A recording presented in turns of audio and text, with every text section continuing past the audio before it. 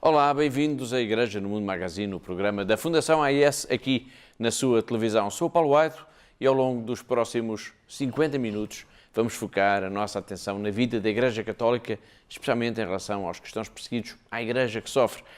A República Centro-Africana vive uma terrível onda de violência desde 2013. Milícias armadas são responsáveis por ataques contra as populações, raptos e contrabando. O bispo de Bangassou, Dom José Aguirre, diz que o país está a saque por causa das enormes reservas de ouro, de diamantes, de coltan. Apesar de tudo isso, ele é talvez o país mais pobre do mundo. A denúncia do bispo de Bangassou é apenas uma das muitas histórias que vamos contar por aqui no programa de hoje. Lágrimas e sorrisos lado a lado, dor e alegria, morte e esperança, isto é a Fundação AIS. Todas as semanas, sempre a esta hora, sintonize connosco, sintonize com a ajuda à Igreja que sofre.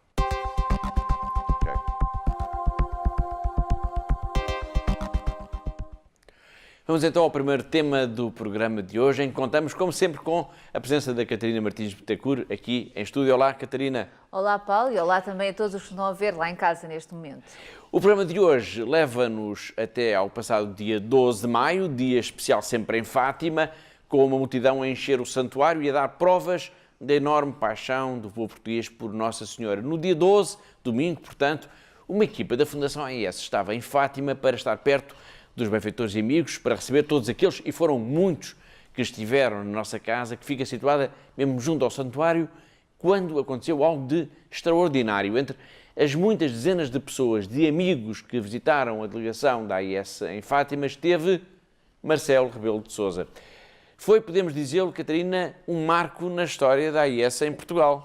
Sim, Paulo, podemos dizer isso, claro. Portanto, não é todos os dias que uma pessoa tão importante, tão especial como o Presidente da República visita a nossa delegação aqui em Fátima. E importa também dizer aqui aos nossos telespectadores que a presença de Marcelo Rebelo de Sousa na nossa casa em Fátima é o testemunho também do enorme apreço que tem manifestado ao longo dos anos pela nossa missão e pelo nosso trabalho. Marcelo Rebelo de Sousa esteve em Fátima como peregrino, não como Presidente da República, e tinha acabado de chegar ao princípio da tarde, quando na rua, mesmo em frente à delegação da AIS, se começou a escutar o boá de que estava ali o Presidente, e depois tudo aconteceu num instante. De facto, Paulo, nós estávamos na nossa casa quando nos apercebemos que o senhor Presidente da República estava ali. Portanto, uma pequena multidão envolveu o Presidente, com todas as pessoas a quererem tirar fotografias com ele, e foi então que, reparando que o nosso espaço, a nossa delegação da AIS aqui em Fátima estava mesmo ali ao lado, que o convidámos e ele aceitou logo de imediato a saída até ao nosso espaço. Foi tudo como já dissemos num instante. O Presidente entrou na delegação da AIS, situada na rua Francisco Marto, cumprimentou-nos, tirou uma fotografia, estamos agora a ver algumas dessas fotos, e partiu. Mas ter estado connosco, ter feito questão de entrar na nossa casa, foi, como já dissemos, Catarina, algo de facto de muito importante. Sim, Paulo, sem dúvida. De facto, o Presidente da República destacou também esta proximidade da nossa delegação aqui em relação ao santuário, que disse que era muito bom, e manifestou também com a sua presença, e uma vez mais, também esta simpatia que tem pela nossa obra e pela nossa missão de apoiar os cristãos perseguidos no mundo e de ajudar, de facto, esta igreja que sofre no mundo. Sinal dessa proximidade, Marcelo Rebelo de Sousa tem atribuído já o alto patrocínio da Presidência da República a diversas iniciativas da Fundação AIS no nosso país. Exatamente, Paulo, e isso tem acontecido, por exemplo, com os relatórios sobre a liberdade religiosa no mundo, o mais recente, e lembra que os nossos telespectadores foi lançado em novembro do ano passado, mas também a campanha Seja a Misericórdia de Deus, em 2016, no seguimento de um pedido que o Papa Francisco fez a todas as pessoas para que fizessem em todo o mundo obras de misericórdia e que fossem este sinal de bondade da própria humanidade.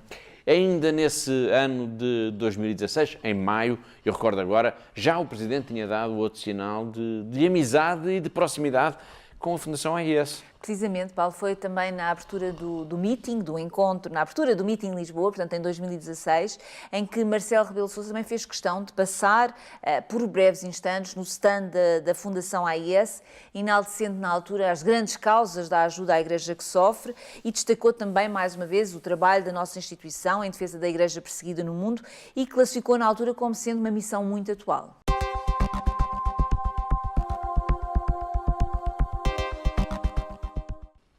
Vamos continuar no dia 12 de maio, mas agora o motivo é bem preocupante. Nesse dia, domingo passado, quando milhares de pessoas rezavam em Fátima pedindo a paz para o mundo, no Burkina Faso, 6 pessoas morreram, entre elas um sacerdote, em resultado de um ataque armado contra uma igreja. Foi na manhã de domingo, Catarina, na cidade de Dablo. Sim, Paulo, foi de facto no domingo de manhã, no passado domingo, dia 12 de maio, e entre os mortos, como o Paulo acabou de dizer, está de facto o padre Simeon Nyampa. O ataque foi extremamente violento e a própria igreja acabou por ser incendiada. Que mais é que se sabe sobre este ataque a esta igreja no Burkina Faso, Catarina? Bom, Paulo, segundo a idilidade local, os atacantes chegaram e começaram a atirar às pessoas, enquanto as pessoas tentavam fugir da igreja. Dentro do templo, os terroristas obrigaram todos os fiéis a deitarem-se no chão e, segundo relatos divulgados na comunicação social, foi assim que mataram a tiro 6 fiéis, 6 cristãos. Portanto, os agressores incendiaram posteriormente a igreja e também, como o Paulo acabou também de dizer, um centro de saúde e algumas lojas. Este é o terceiro ataque a igrejas no Burkina Faso nas últimas semanas e ocorre apenas 2 dias depois de uma operação militar francesa de resgate de ocidentais que se encontravam sequestrados por grupos jihadistas. Grupos jihadistas que, tudo o indica, são os grandes responsáveis por esta onda de violência terrorista que está a assolar este país africano. Precisamente, e portanto estes grupos jihadistas, terroristas, peço desculpa, que estão ligados à Al-Qaeda, mas também outras organizações jihadistas que têm levado de facto a cabo diversos ataques no Burkina Faso nos tempos mais recentes. Por exemplo, no mês passado, Paulo, registrou-se um ataque numa igreja protestante na cidade de Silgadji, em que perderam a vida pelo menos 6 pessoas. Dias antes, portanto no início de abril, também 4 fiéis foram mortos num outro ataque, desta vez numa igreja católica no norte do país. O padre Simeon estava a celebrar no domingo passado quando foi assassinado a tiro juntamente com mais 5 fiéis. A presença da igreja no Burkina Faso é, como vemos, cada vez mais complicada, cada vez mais arriscada. Mas isto não significa que os sacerdotes e as religiosas deixem de cumprir com o seu trabalho, com a sua missão junto dos mais indefesos, dos mais necessitados. É o caso, por exemplo, da irmã Eugénie. Ela pertence às Irmãs da Anunciação de Bobo Dioulasso, onde têm uma casa de formação para noviças e para postulantes. Ou seja, apesar do terrorismo, das ameaças, há quem enfrente o medo para seguir com a sua vocação religiosa. Vamos agora conhecer melhor esta irmã. Vous êtes au noviciat des Sœurs de l'Annonciation de Bobo Dioulasso. Estamos no noviciado das Irmãs da Anunciação de Bobo Dioulasso. Temos uma casa de formação, com uma parte para as noviças e outra para as postulantes, mas tudo dentro da mesma casa,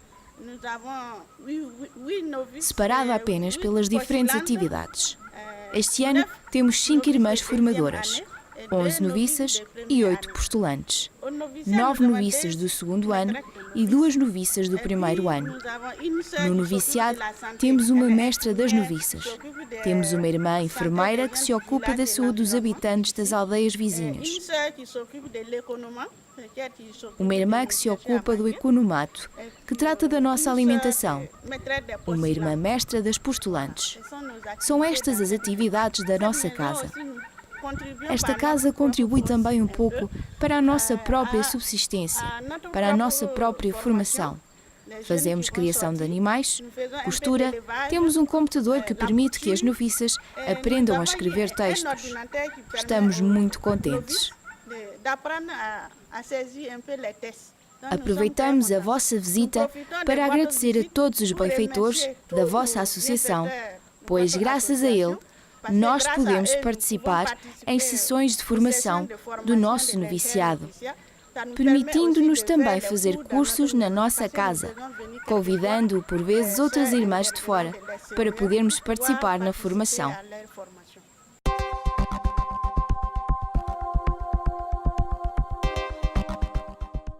Foi a irmã Eugénie, no Burkina Faso, a agradecer a ajuda, a solidariedade dos benfeitores e amigos da Fundação AIS Burkina Faso, que viveu no domingo passado, recorde-se, um criminoso ataque contra uma igreja católica que foi queimada após terem sido assassinados 6 cristãos, um dos quais o padre Simeon Nyampa. E isto leva-nos agora de novo até ao Sri Lanka, país que está também em estado de choque após os terríveis atentados terroristas no domingo de Páscoa contra 3 igrejas cristãs e alguns hotéis, que causaram mais de 250 mortos e largas dezenas de feridos. Falamos do Sri Lanka, pois no domingo passado, e continuamos a falar no dia 12 de maio, as igrejas reabriram as suas portas, apesar de serem bem visíveis, Catarina, as fortes medidas de segurança. É verdade, Paulo. De facto, os templos católicos voltaram a abrir as suas portas aos fiéis no domingo, dia 12 de maio, 3 semanas após os sangrentos atentados terroristas em que mais de 250 pessoas perderam as suas vidas. Portanto, centenas de cristãos, segundo a imprensa local, acorreram às várias igrejas que existem na capital do país, Colombo, e como já disse o Paulo, de facto eram visíveis as grandes medidas de segurança. E em que é que consistiam essencialmente essas medidas de segurança? Bom, Paulo, essencialmente eram polícias fortemente armados que estavam junto às diversas igrejas, dando assim um sinal de força, podemos dizer desta forma, e houve também a revista obrigatória a todos os fiéis. Podemos dizer que estas foram as principais tónicas das medidas de segurança que implicaram também a identificação de todos os fiéis que entraram nas igrejas para participar nas celebrações litúrgicas. Foram 3 semanas após o domingo de Páscoa, em que as igrejas estiveram encerradas. No domingo anterior, no dia 5 de maio, e como a Fundação AIS então noticiou, foi decidida a transmissão de uma missa para todo o país através da televisão, desde a residência do arcebispo de Colombo, Dom Malcolm Ranjit.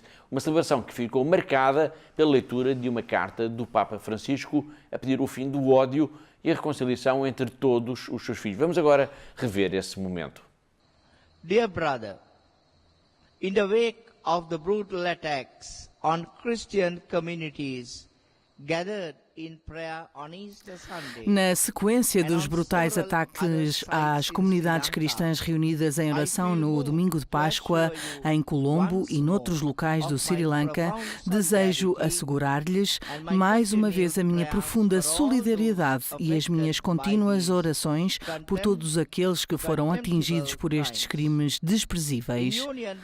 Em união com os nossos irmãos e irmãs de todo o mundo, confio os mortos à infinita misericórdia de Deus, nosso Pai Celestial, e rezo ao Senhor Jesus, vencedor do pecado e da morte, que leva a cura aos feridos e a consolação a todos os quantos choram a perda dos seus entes queridos.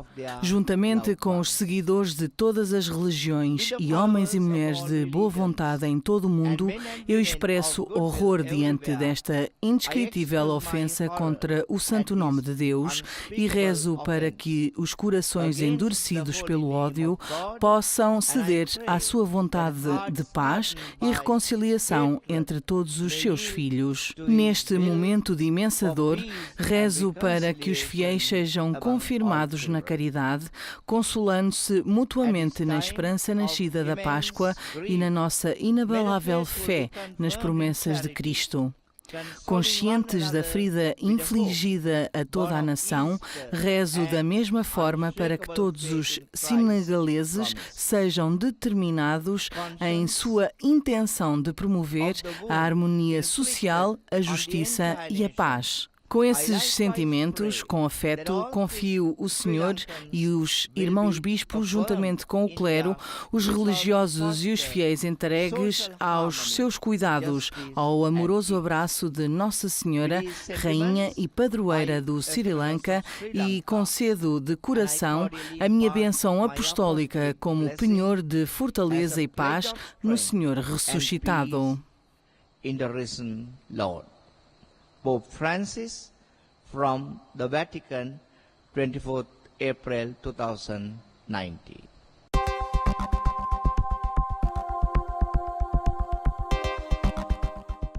O nosso programa da semana passada arrancou com a notícia de que Asia Bibi já tinha saído finalmente do Paquistão e encontrava-se no Canadá, país que lhe concedeu asilo, assim como à sua família. Esta notícia extraordinária vai agora ser desenvolvida naquilo que podemos chamar um especial Asia Bibi, que irá continuar, aliás, nas próximas semanas. Para já vamos ao encontro do arcebispo de Karachi, o cardeal Joseph Coutts. Ele é um bom amigo da Fundação AIS e até já esteve aqui em Portugal. E agora, numa entrevista à Rádio Vaticano, de que vamos apenas escutar a primeira parte, Coutts afirma que para a minoria cristã o medo dos atentados no Paquistão continua a ser uma realidade presente no dia-a-dia, apesar de a polícia proteger também aí os lugares de culto. Quase um mês depois dos atentados no Sri Lanka, o vizinho Paquistão, o país da Asia Bibi, vive tempos também de intolerância. É preciso lembrar que Asia Bibi esteve uma década na prisão por causa de uma falsa acusação de blasfémia de que tinha bebido um copo de água de um poço. E é neste contexto de medo, é neste mundo de ameaças, de violência e de chantagem em que vivem os cristãos paquistaneses que nos vai agora falar Dom Joseph Qudus. Medo no sentido que já vivemos muitas experiências violentas. A primeira depois do ataque às Torres Gêmeas de Nova Iorque, em setembro de 2001. Em outubro, um mês depois, os americanos começaram a bombardear o Afeganistão, um país muito pobre. Mais pobre do que o nosso, 100% muçulmano. E quando começaram a chegar ao Paquistão os refugiados da guerra, o nosso povo perguntava-se: mas o que é que os americanos estão a fazer? E americanos significava também cristãos. Foi o verdadeiro ataque. Um pouco tempo depois, chegaram a entrar no Paquistão cerca de 3 milhões de refugiados do Afeganistão. Um povo infeliz. Então, o que é que aconteceu?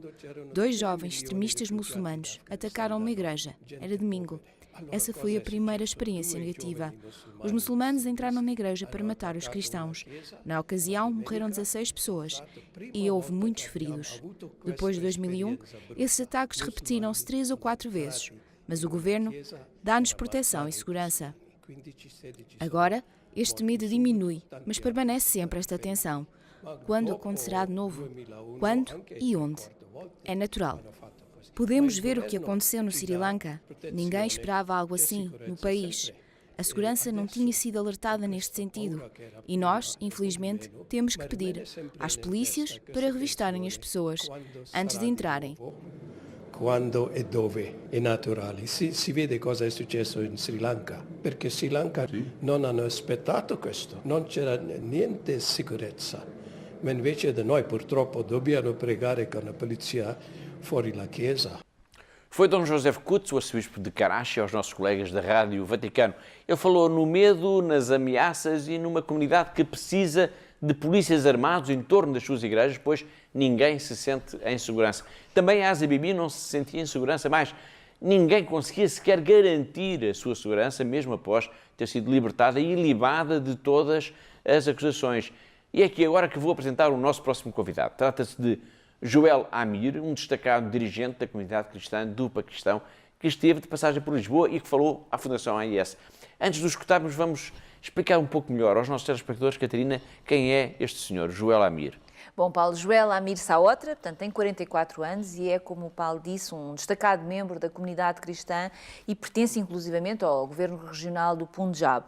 Ele foi colega de Shahbaz Bhatti, portanto, outro político cristão que ousou defender a inocência da Asia Bibi e que pagou com a sua vida essa ousadia. Portanto, Joel Amir esteve em Portugal, pois está empenhado em estabelecer parcerias com universidades europeias para a criação de bolsas de estudo para estudantes cristãos paquistaneses. A Universidade Católica e a Universidade Nova foram 2 das universidades com quem já falou. Muito bem, obrigado.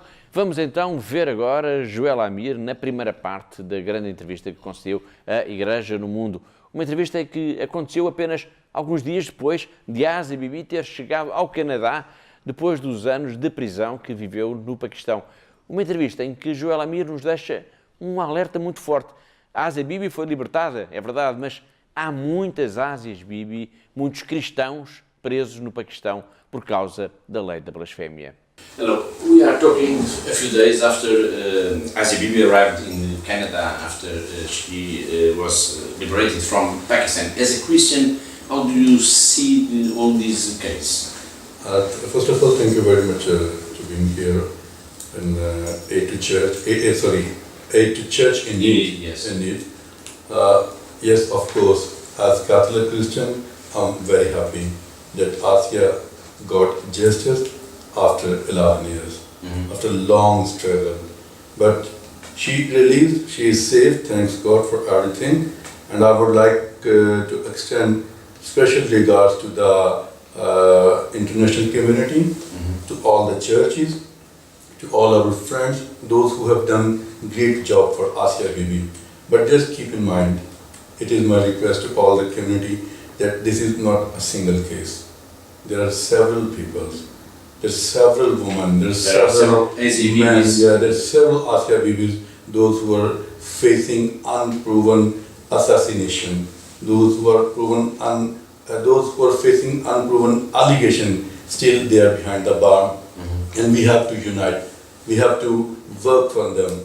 It is a very good sign that Asya got released, but the pressure of fanatics, the pressure of extremists, that after the decision of the bigger court, Supreme Court of Pakistan, government was not able to release him immediately. Yes. It took around more than 5.5 months. Long they have negotiations. to manage the situation. There are so many negotiations, and all credit goes to our Western friends, our American friends, those who pull government, they put the pressure on the government, and the day has come that she is right. But how many persons do you believe that are now in custody because of the blasphemy case? There are hundreds.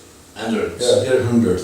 But you can give us a short number. Yeah, there are more than around 250. They are from Christian community in large number. They are from Muslim community as well. Because the big problem is the blasphemy law. The whole world knows the consequences which we are facing after. Because it is very easy tool. It is easy tool if you have some kind of grudge with some other, just put a blame on him, a simple blame or a simple direction that he is accused of Holy Prophet. No one is ready to go to the law department or police just to have some justice.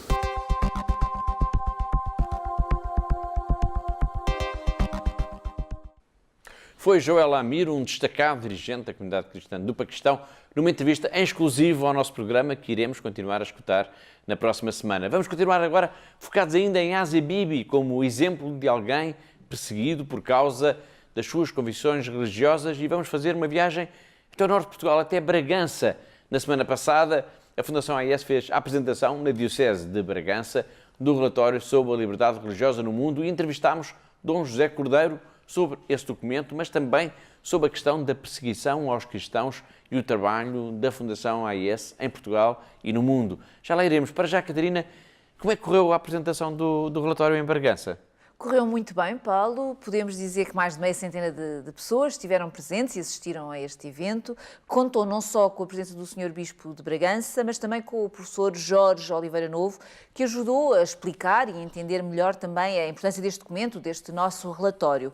Para além disso, registámos também o facto de algumas das pessoas que assistiram a este lançamento, a esta apresentação deste livro que decorreu na antiga sede de Bragança, terem assumido que queriam passar a colaborar mais diretamente e mais ativamente com a Fundação AIS, ajudando-nos assim nesta nossa missão de ajudar e de estar junto dos cristãos perseguidos no mundo. Portanto, Paulo, posso dizer que foi extraordinário e que gostaria, por isso, também aqui de partilhar este momento tão bom com os nossos telespectadores. Muito bem, já mais para a frente haveremos mesmo de falar um pouco sobre isso, sobre como as pessoas podem ajudar a AIS a cumprir com a sua missão junto dos cristãos perseguidos. Mas, como disse há pouco, aproveitámos esta viagem a Bragança para entrevistarmos também, claro, o seu bispo, Dom José Cordeiro. Uma entrevista que também nos vai acompanhar por aqui ao longo das próximas semanas. Vamos ver como é que ela começou.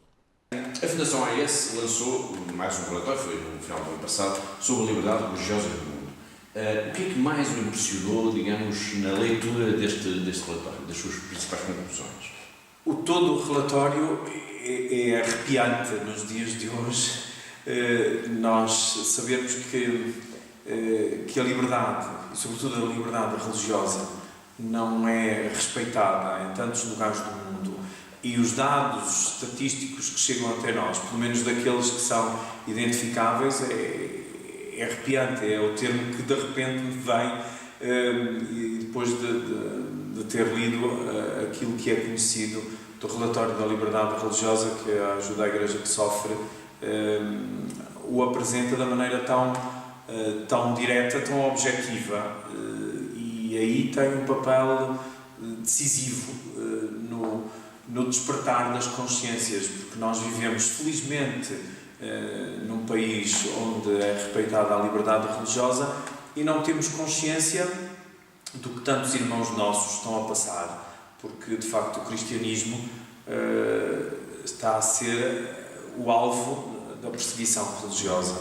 Há alguma explicação na sua parte para que isso esteja a acontecer? Porque é que os cristãos são a religião mais perseguida no mundo e muitas vezes acontece, o relatório reflete, que onde são, digamos, mais perseguidos, são da religião minoritária ainda por cima. Porquê?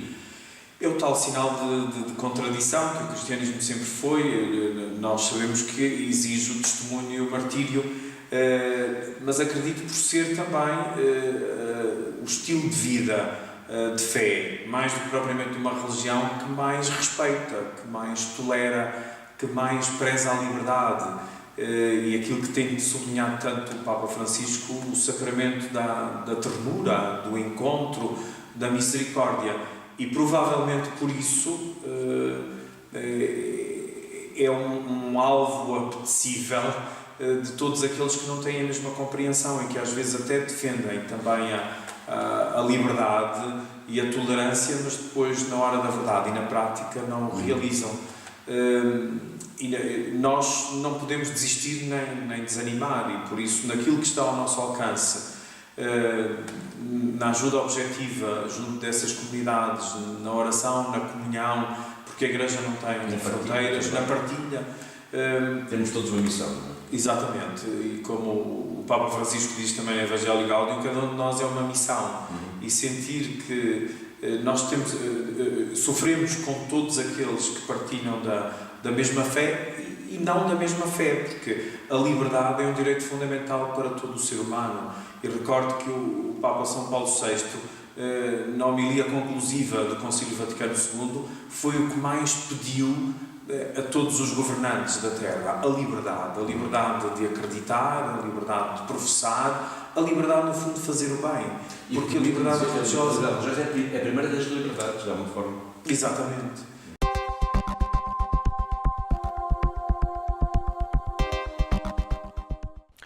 Agora vamos até ao Canadá e continuamos, de alguma forma, sintonizados ainda com Asia Bibi. Porquê? Porque no Canadá, o país de acolhimento para a Asia Bibi e para a sua família, também não está completamente isento de medidas que apontam, de alguma forma, para a restrição da liberdade religiosa. Não estamos a falar de todo o país, mas sim de uma província, o Quebec, que pode vir a proibir o uso de símbolos religiosos dos funcionários governamentais. E isto como defesa, Catarina, da laicidade do Estado. Precisamente, Paulo, foi apresentado então no Quebec, é uma das províncias do Canadá, um projeto de lei que visa proibir os funcionários públicos de usarem símbolos religiosos durante o horário de trabalho. Portanto, segundo Simon Jolin Barrette, ministro da Imigração e Inclusão do Quebec e autor desta iniciativa legal, pretende-se afirmar, como o Paulo já disse, a laicidade do Estado.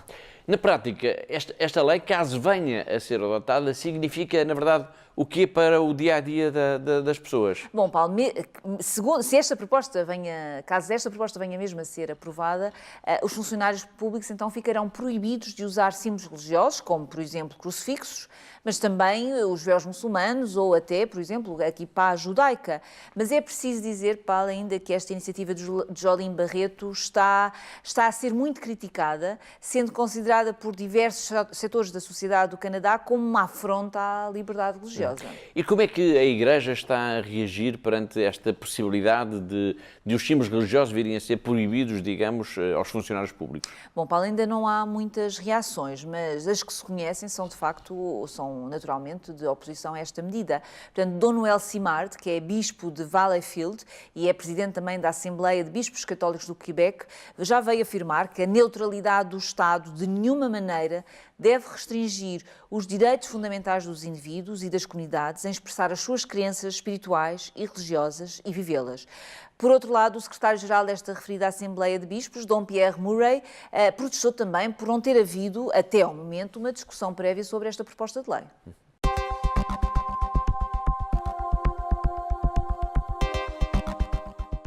Os ataques à liberdade religiosa podem assumir características diversas, desde a proibição ao uso de símbolos religiosos, como agora se pretende fazer no Quebec, no Canadá, aos ataques à bomba no Sri Lanka, ou como já vimos hoje, a uma igreja no Burkina Faso. A distância é de facto imensa, embora haja, de alguma maneira, um denominador comum. Vera Jardim é o presidente da Comissão da Liberdade Religiosa, que é o órgão consultivo da Assembleia da República e do Governo, responsável por supervisionar a aplicação da Lei da Liberdade Religiosa em Portugal. Observador atento desta realidade, como é que Vera Jardim encara os tempos futuros, com apreensão ou com otimismo? E haverá ou não sinais de apaziguamento? É o que vamos saber já de seguida. É esta mesma pergunta que lhe fizemos pelo telefone. A verdade é que nós não vemos sinais de apaziguamento. Essa é a verdade, não é? Uhum. E mesmo naqueles locais, por vezes é difícil distinguir entre aquilo que são conflitos étnicos, conflitos religiosos, conflitos políticos, etc. Às vezes é difícil distinguir.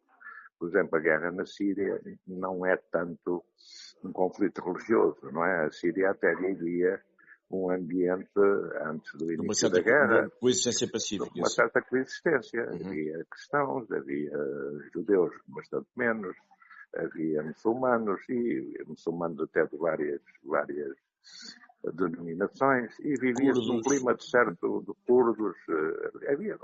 Os curdos normalmente são islâmicos, umas vezes são islâmicos, outras vezes também são cristãos.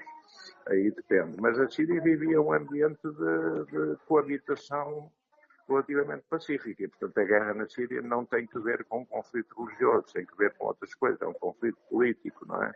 Uhum. Mas noutros países não é assim. Embora haja países no Médio Oriente, enfim, em que se tem mantido um clima de certa coexistência. A Jordânia, por exemplo, é um caso exemplar, mas noutros países não é assim.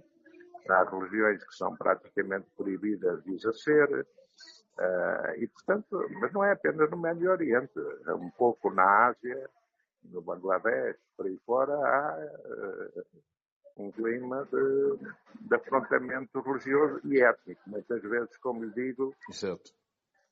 Às vezes é difícil distinguir, não é? Mas o que aconteceu agora no Sri Lanka não é um conflito étnico, é um conflito possivelmente também com algumas razões, não se sabe ainda, mas tem todo o aspecto de ser um ataque religioso, sobretudo a ocidentais, não é? Porque são as igrejas, mas são também os hotéis. Há ali uma coisa que ainda está por apurar, não é?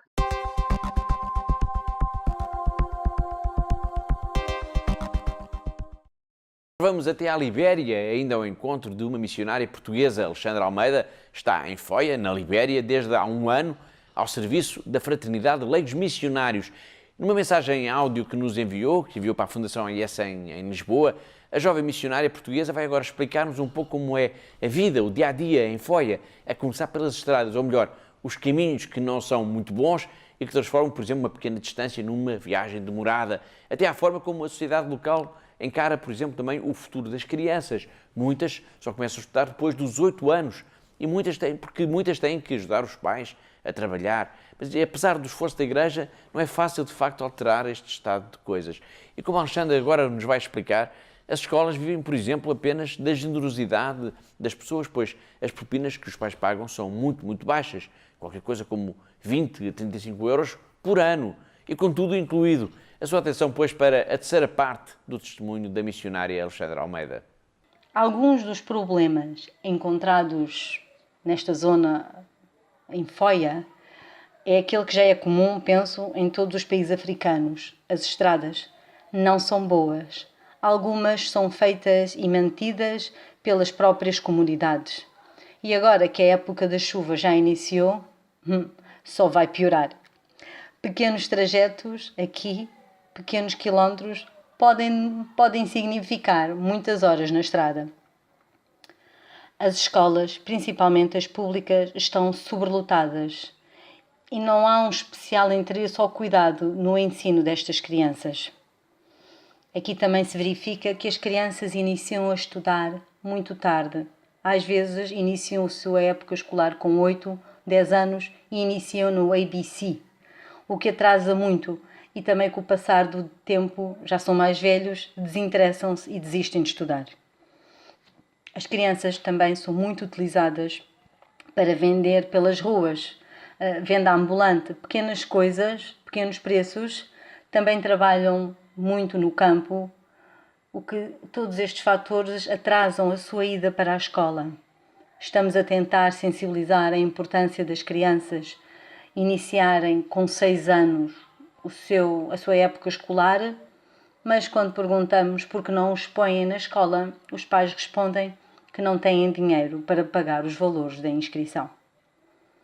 Nós temos aqui uma escola o que poderemos considerar privada, está sobre a responsabilidade da nossa paróquia, é St. John Vianney's Catholic Elementary School, que tem 150 crianças. É com o dinheiro que elas pagam, da sua matrícula e da sua propina, que se consegue pagar os salários aos professores, o que, como se percebe, também não sobra muito para grandes obras e para grandes investimentos. Para se perceber, os valores que aqui se praticam numa escola privada não são os mesmos que nós conhecemos na Europa.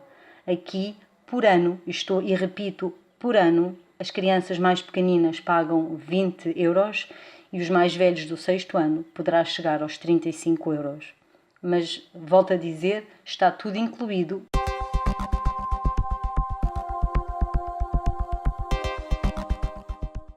A República Centro-Africana vive uma terrível onda de violência desde 2013. Milícias armadas são responsáveis por ataques contra as populações, raptos, contrabando. O bispo de Bangassou, Dom José Aguirre, diz que o país está mesmo a saque por causa das enormes reservas de ouro, de diamantes, de coltan. E apesar de tudo isso, este é mesmo talvez um dos países mais pobres do mundo. Seguramente que é mesmo dos mais pobres. A denúncia do bispo de Bangassou é o tema agora da história da semana, que vamos ficar a conhecer melhor com a ajuda da Pilar Rocha. A República Centro-Africana está a saque, com os recursos naturais a serem dilapidados por grupos estrangeiros que estão a reduzir as populações à miséria. Aparentemente, o país está mergulhado numa guerra com contornos religiosos, com muçulmanos radicais, os Seleka, a espalharem o caos e a serem combatidos por grupos de autodefesa não menos violentos, os anti-Balaka. Para Dom Juan Aguirre, bispo de Bangassou, isso é apenas uma cortina de fumo para esconder a realidade. A República Centro-Africana é um dos países mais perigosos do mundo. O Estado Central não existe e os grupos armados semeiam violência, o medo e o caos por todo o lado. Ninguém está a salvo, nem a Igreja. Novembro de 2018. Um campo de refugiados apoiado pela Igreja e situado nas imediações da Catedral de Alindau foi atacado com brutalidade demente por homens armados. Elementos dos Seleka provocaram a fuga de milhares de pessoas. Nesse ataque, 80 pessoas foram assassinadas, entre os quais 2 sacerdotes. Mais de 2.000 refugiados fugiram para a floresta para salvar as próprias vidas. Dom Aguirre, entrevistado pela Fundação AIS, não poupa nas palavras. Foi um crime contra a humanidade.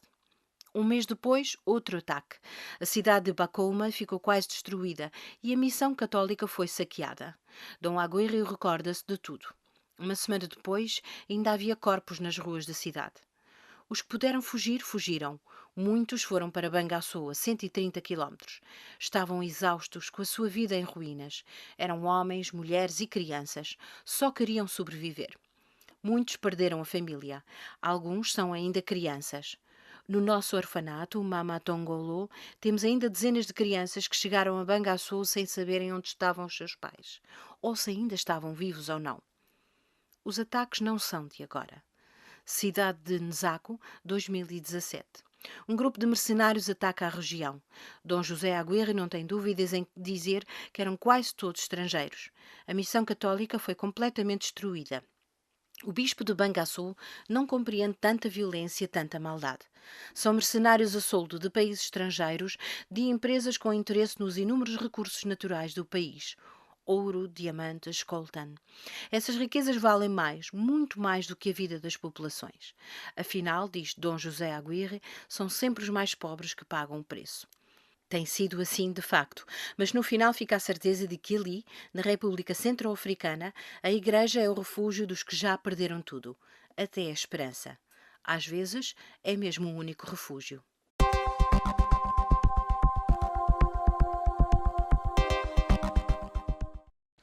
Síria.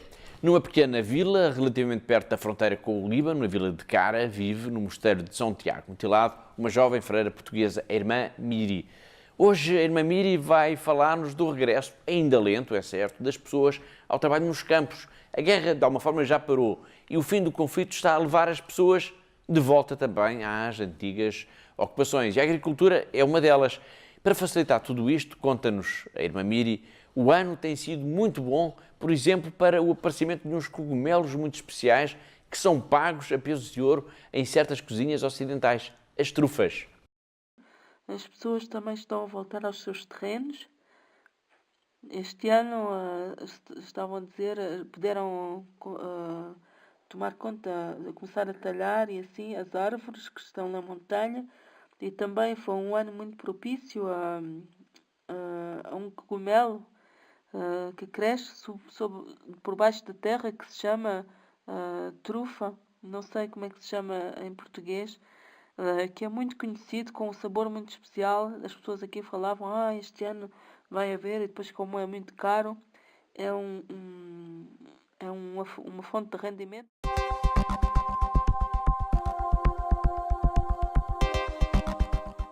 Foi a irmã Miri a dar-nos conta de que na Síria já se começa a tentar viver com alguma normalidade e deu-nos até este exemplo das populações da região de Cara que começam a procurar nos campos as trufas, que são tão caras e que podem representar uma boa fonte de rendimentos. Mas se nos campos de Cara há trufas, nas ruas de Alepo falta tudo. E às vezes falta mesmo o mais básico, como é, por exemplo, o caso do leite. A cidade de Alepo, considerada como a cidade mártir da guerra, continua no centro da atenção e das preocupações da Fundação AIS. E porquê? Por causa de uma campanha muito especial. É que a AIS recebeu, Catarina, um pedido de ajuda para as crianças desta cidade. É verdade, Paulo, e é um pedido muito, muito especial e que nos leva a recordar também aqui aos nossos telespectadores que a Fundação AIS assumiu desde o início do conflito estar ao lado das pessoas mais vulneráveis e as crianças são, sem dúvida, fazem parte deste grupo mais vulnerável da população e que sofreu tanto com a guerra. Portanto, esta campanha, que é uma gota de leite para as crianças de Alepo, continua por isso a ser essencial e precisa ser alimentada todos os dias pela generosidade dos nossos amigos e dos nossos benfeitores e por isso, e Paulo, e para quem está a ver também lá em casa, para ter noção que mensalmente ajudamos 3.000 crianças a terem a dose diária necessária de leite. Portanto, é de facto uma enorme responsabilidade que temos nas mãos. Nesta campanha eu sei que é possível fazer verdadeiros milagres de solidariedade com muito pouco. Catarina, vamos dar alguns exemplos de como é possível fazer esses milagres de solidariedade? Vamos, Paulo. De facto, é muito pouco o que estamos aqui a falar. E para quem nos está a ver lá em casa, para perceber, um saco de leite em pó, ou seja, cerca de 1 kg de leite em pó, custa cerca de 5 euros e dá para alimentar um mês uma criança. Portanto, vou repetir, 1 kg de leite em pó para um mês, 5 euros. E por isso, como podemos ver, não é? Portanto, com muito pouco, podemos de facto fazer muito e podemos alimentar uma criança. Portanto, assim, para termos um número com 60 euros, Paulo, com 60 euros conseguimos alimentar uma criança durante um ano. Por isso, é o que cada um de nós pode fazer, de facto, pode fazer a diferença nestas crianças e por isso lanço aqui este desafio, este pedido de ajuda para ajudarmos estas crianças de Alepo através desta campanha Uma Gota de Leite para Alepo.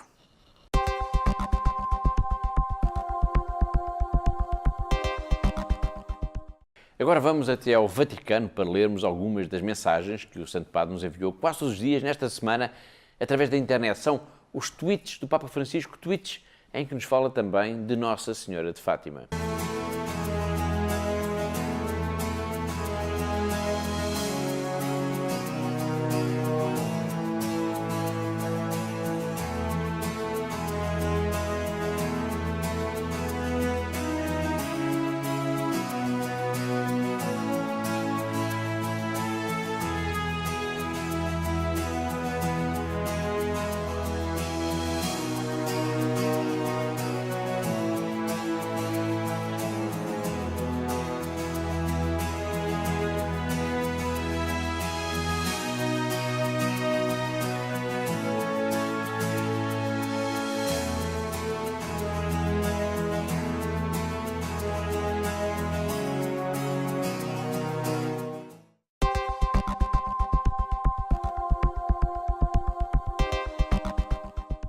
Foram os tweets do Papa Francisco e vamos continuar sintonizados no Santo Padre, que agora, no vídeo deste mês de maio, nos vem lembrar a importância da Igreja em África, continente marcado por tantas divisões étnicas, linguísticas e tribais.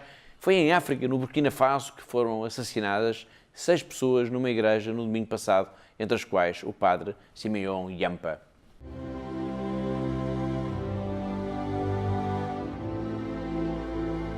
Las divisiones étnicas, lingüísticas y tribales de África pueden superarse, promoviendo la unidad en la diversidad. Quiero agradecer a las monjas, los sacerdotes, los laicos y misioneros su labor a favor del diálogo y la reconciliación entre los diversos sectores de la sociedad africana. Recemos este mes para que a través del compromiso de sus miembros, la Iglesia en África sea un fermento de unidad entre todos los pueblos, sea un signo de esperanza para este continente.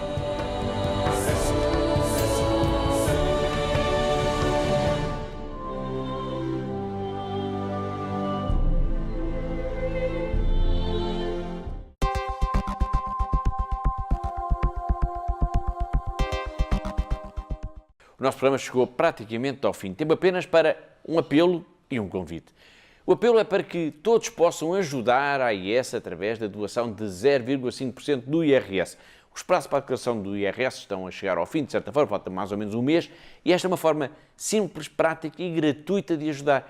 Com uma simples cruzinha, Catarina, é possível mesmo ajudar a Fundação AIS. É verdade, Paulo, com esta simples cruzinha na nossa declaração de IRS podemos ajudar a Fundação AIS e peço a todos os que nos estão a ver neste momento para não desperdiçarem esta oportunidade fantástica de poderem ajudar a AIS e de poderem ajudar desta forma gratuita. Portanto, para tal, basta fazer esta tal cruzinha na nossa declaração de IRS e pronto. Por isso, quando preencher a sua declaração de IRS, não se esqueça da Fundação AIS, não se esqueça dos nossos projetos, não se esqueça de ajudar os cristãos perseguidos no mundo.